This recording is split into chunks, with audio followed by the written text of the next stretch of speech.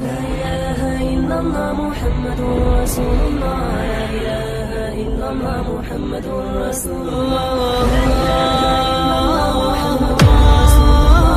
إله إلا الله محمد رسول الله. صحابی نے پوچھا یا رسول اللہ میں اپنے اخلاق میں جو ایکسیلنسی پیدا کروں تو اس ایکسیلنسی کا سب سے زیادہ مستحق کون ہے, یعنی سب سے زیادہ میٹھے انداز سے بات میں کس سے کروں.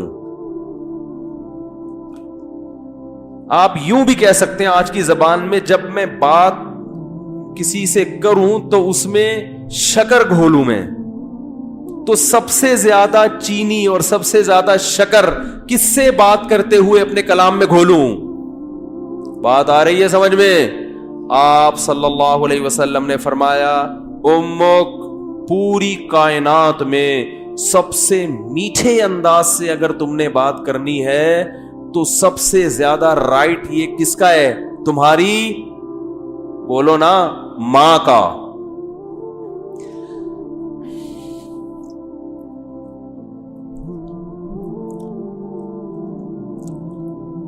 صحابی نے عرض کیا یا رسول اللہ کیا انداز ہے؟ فرمایا ثم من, ثم کا مطلب ہوتا ہے اس کے بعد, ثم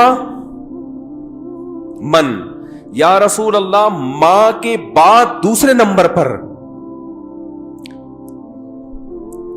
میٹھے انداز سے اچھے انداز سے بات کرنا کس کا حق ہے کہ میں اس سے اچھے انداز سے بات کروں؟ ماں کے بعد, ماں کا تو پتہ چل گیا, دوسرے نمبر پہ جو میں سب سے بہترین اور مٹھاس کے ساتھ بات کرنی ہے, اخلاق میں ایکسیلنسی پیدا کرنی ہے, ماں کے بعد دوسرے نمبر پہ کون ہے وہ؟ تو آپ صلی اللہ علیہ وسلم نے کیا جواب دیا؟ فرمایا امک, ماں کے بعد دوسرا نمبر بھی کس کا ہے؟ بولو بھائی. کیا عجیب انداز ہے. حالانکہ یہ عام عرف کے مطابق جواب سوال کے مطابق, بولو بھائی, نہیں ہے. مجھ سے اگر کوئی پوچھے کہ سب سے بڑا حق کس کا, میں کہوں ماں کا. وہ کہ اس کے بعد کس کا, تو میں کہوں ماں کا. وہ کہے گا میں اس کے بعد کا پوچھ رہا ہوں, اس کا تھوڑی پوچھ رہا ہوں. تو یہ سرسری نگاہ سے دیکھا جائے تو یہ بلاغت والا کلام نہیں ہے, یہ غلط کلام ہے اگر سرسری نگاہ سے دیکھا جائے, کیونکہ ہم پوچھ رہے ہیں کہ اس کے بعد. ماں تو پتہ چل گیا, ماں کے بعد اس کے علاوہ بتائیں آپ, لیکن نبی دوبارہ کس کا نام لے رہے ہیں؟ یہ سرسری نظر میں یہ کلام بلیغ نہیں ہے, لیکن حقیقت میں یہ بلاغت کے اعلی معیار پہ پہنچا ہوا کلام ہے. کیونکہ بات کو دل میں اتارنے کا اس سے بہتر طریقہ نہیں ہو سکتا تھا کہ ماں کے بعد دوسرا نمبر بھی کس کا ہے؟ ماں کا. اس کا مطلب کیا ہے کہ ماں کے بعد اگر تم یہ سمجھتے ہو کہ کسی سے بہت ہی میٹھے انداز میں بات کرنی ہے تو یہ حق دوبارہ ماں کو دے دو. دوبارہ کس کو دے دو؟ صحابی نے پھر پوچھا یا رسول اللہ ثم من. دیکھو صحابی کا انداز بھی کیا ہے, وہ چونکہ ان کو یہ تھا کہ مجھے ماں کے علاوہ اب چاہیے کہ کون ہے, اور نبی نے دوبارہ کس کا نام لے لیا؟ ماں کا. لہذا صحابی نے پھر اپنے سوال کو ریپیٹ کیا, کیونکہ وہ یہ سمجھتے تھے کہ مجھے میرے سوال کا جواب نہیں ملا. تو انہوں نے تیسری دفعہ پوچھا یا رسول اللہ ثم من, یا رسول اللہ تیسرے نمبر پہ کون ہے؟ تو آپ صلی اللہ علیہ وسلم نے فرمایا امک. تیسرے پہ بھی کون ہے؟ بولو بھائی. یہ ہے ویمن رائٹس. یہ کیا ہے؟ یہ جو بے شرم لوگ حقوق نسواں اور عورتوں کے حقوق کے نام پہ الو بنا رہے ہیں نا, ان کی باتوں میں مت آیا کرو. ان کا مقصد صرف عورت کو کپڑوں سے آزاد کرنا ہے اور مرد کی دسترس سے آزاد کر کے مرد کے مقابلے میں لا کے مرد کا دشمن بنانا, تاکہ مرد عورت سے محبت کرنا چھوڑ دے, اس کا حق دینا چھوڑ دے. تمہیں اسلام نے عورت کے جو حقوق بیان کیے ہیں, اس کے بعد ہمیں کسی اور سے عورت کے حقوق کو سمجھنے کی ضرورت نہیں ہے. ہمیں کسی لبرل سے, کسی حکومت سے, کسی ویمن رائٹ سے, کسی سے ہمیں سمجھنے کی ضرورت نہیں ہے. ہمیں اسلام نے بتا دیا ہے کہ ماں کے روپ میں عورت کا کیا حق ہے, بیوی کے روپ میں عورت کا کیا حق ہے, کہ بیٹی کے روپ میں عورت کا کیا حق ہے, بہن کے روپ میں عورت کا کیا حق ہے. اور یہ جو لبرل لوگ ہیں یہ صرف گرل فرینڈ کے حقوق جانتے ہیں, گرل فرینڈ سسٹم معاشرے میں لانا چاہتے ہیں, تمہیں درندہ بنانا چاہتے ہیں, تمہیں زانی بنانا چاہتے ہیں, تمہیں بدکار بنانا چاہتے ہیں. ان کا کوئی فیملی سسٹم نہیں ہے. جو قوم نکاح کی قائل نہ ہو ان کے ہاں ماں بہن بیٹیاں ہوتی ہیں. ماں بہن بیٹی, بھابھی, چچی, خالہ, ممانی, مامی, پھپھی, یہ رشتے تو شادی بیاہ کے نتیجے میں وجود میں آتے ہیں. اولاد ہوتی ہے تو یہ رشتے وجود میں آتے ہیں. پھر ان رشتوں کا پاس رکھنے کا حکم دیا گیا ہے. جن قوموں میں ہر رشتے ہی نہیں ہے تم ان سے سیکھ رہے ہو کہ عورت کے حقوق ہمیں بتاؤ. تو آپ صلی اللہ علیہ وسلم نے کیا فرمایا؟ تیسرے نمبر پہ کس کا حق ہے؟ بولو بھائی, ماں کا. پھر صحابی نے پوچھا ثم من. اس کے صحابی بھی پوچھتے جا رہے ہیں, دیکھو رک نہیں رہے, کیونکہ ان کے سوال کا جواب مل نہیں رہا کہ یا رسول اللہ آپ ماں کا تذکرہ ختم کریں گے تو پتہ چلے گا کہ ماں کے بعد کس کا حق ہے. تو آپ صلی اللہ علیہ وسلم نے ارشاد فرمایا ثم ابوک. چوتھے نمبر پہ کون ہے؟ باپ. پوری کائنات میں اگر آپ کسی سے نرم انداز سے بات کرتے ہیں,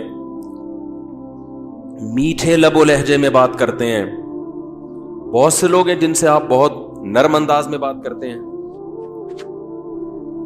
اپنے باس سے آپ سر کہہ کے بات کرتے ہیں کہ نہیں کرتے؟ کبھی آپ نے دیکھا کہ اس نے تھوڑا سا سختی کی ہو, آپ نے آنکھیں ماتھے پہ رکھ لی ہوں؟ کبھی دیکھا آپ نے؟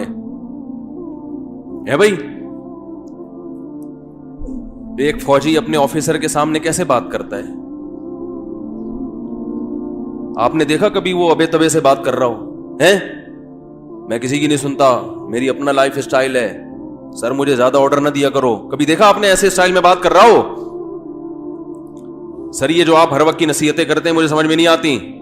آفیسرز کر رہے ہوتے ہیں نا فوج میں, چونکہ زیادہ احترام ہے اس لیے میں ان کی مثال دے رہا ہوں.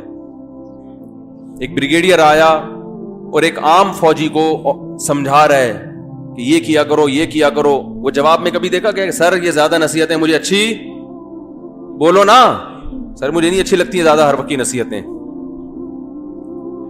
حالانکہ وہ آفیسر اس کو تنخواہ نہیں دے رہا, تنخواہ اس کو گورنمنٹ دے رہی ہے. اس آفیسر کے اس پر احسانات نہیں ہے, صرف ایک ڈسپلن کو برقرار رکھنے کے لیے آرڈر دیا ہے کہ تمیز سے بات کرو.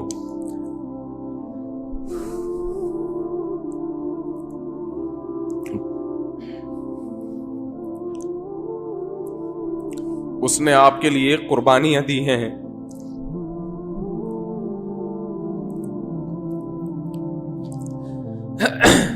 وہ آپ کے لیے لوگوں سے لڑا ہے. لڑتے ہیں کہ نہیں لڑتے؟ بھائی میرے بیٹے کو گالی دی کیوں تو نے؟ وہ یہ چاہتا ہے کہ آپ اس سے بھی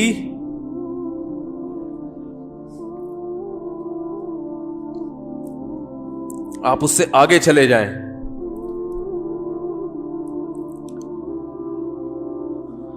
آپ کی ماں نے جو آپ کو بچپن میں محبت سے پالا عزت کے ساتھ, تو ماں کو یہ شیلٹر کس نے دیا ہے بھائی؟ باپ نے. باپ اگر نہ شیلٹر دیتا وہ اتنی محبت کے ساتھ نہیں پالتی.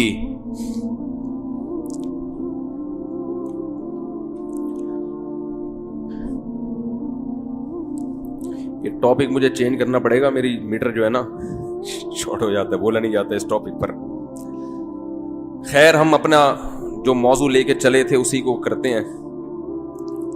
تو دیکھو آپ صلی اللہ علیہ وسلم نے کیا فرمایا کہ چوتھے نمبر پہ سب سے زیادہ حق کس کا ہے؟ بولو بھائی, باپ کا. اور اس کی علماء نے ایک حکمت یہ بھی بیان کی ہے کہ باپ چونکہ مرد ہے نا تو اس میں برداشت کی قوت ہے. ماں میں برداشت نہیں ہوتی, اس سے بدتمیزی کرو گے بیچاری روتی رہے گی, باپ کھینچ کے 2 تھپڑ, ایسا ہی ہے نا, باپ سے زیادہ نہیں اور لگا دے گا 2-4 کی. ماں بیچاری کڑتی رہتی ہے بیٹھ کے.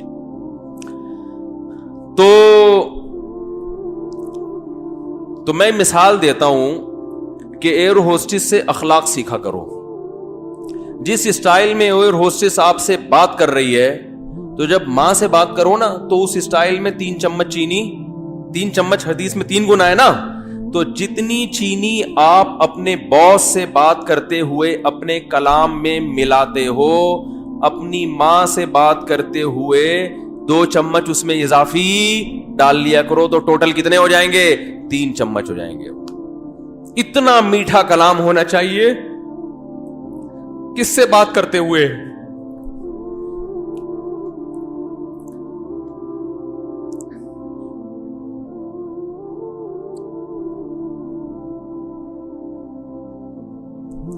ہم نے بڑے بڑے علماء کو دیکھا ہے,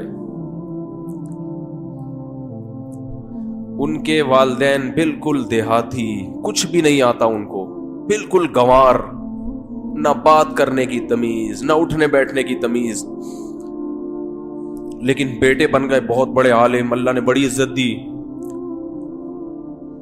لیکن وہ اپنے باپ کا ایسا احترام کرتے تھے, ایسا بچھ جاتے تھے باپ کے سامنے, ہم نے اپنی آنکھوں سے دیکھا ہے کہ لگتا ہی نہیں تھا کہ یہ کوئی کیا عالم ہے, کوئی مفتی ہے, کوئی بزرگ ہے. تو کیونکہ جذبات ساتھ نہیں دے رہے, ورنہ ایسے کچھ واقعات آپ کو سناتا. بھائی اللہ کا حکم ہمارے لیے کیا ہے؟ کافی ہے نا.